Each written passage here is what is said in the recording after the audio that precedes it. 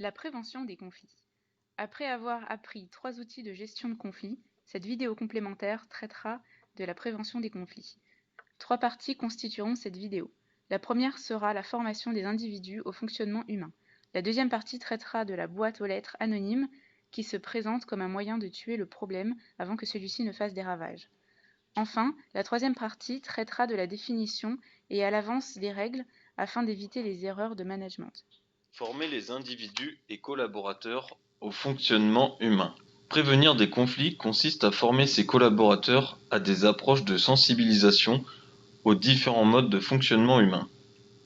Ces approches ont pour vocation principale de donner aux participants un référentiel culturel commun. Ainsi, l'entreprise se doit d'organiser des formations pour améliorer l'esprit d'entreprise et de développement personnel. Les approches les plus répandues en matière de gestion et de résolution des conflits ont pour but de doter chacun de savoir-faire comportemental et de contrôle de soi et de compréhension des autres. Extirper le problème à la racine. Les boîtes aux lettres anonymes. Le manager se doit d'être attentif et soucieux de tout changement d'attitude ou de comportement au sein de son équipe. Il doit toujours faire preuve d'une écoute active et favoriser les discussions de groupe lors des pauses par exemple. Cela dans le but de donner l'occasion aux collaborateurs d'extérioriser les éventuelles incompréhensions et tensions naissantes. La boîte à suggestions est une solution pratique qui contribue à apaiser le climat social d'une équipe ou d'une entreprise.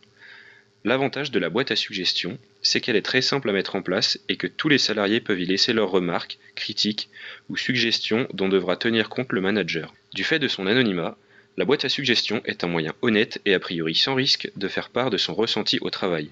Cependant, le manager doit se montrer impartial s'il veut que le sentiment d'équipe domine entre ses collaborateurs et que ses jugements soient acceptés par tous.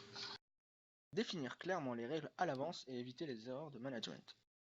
Une erreur commise par un manager mènera à la discorde et au manque de motivation de la part de son équipe.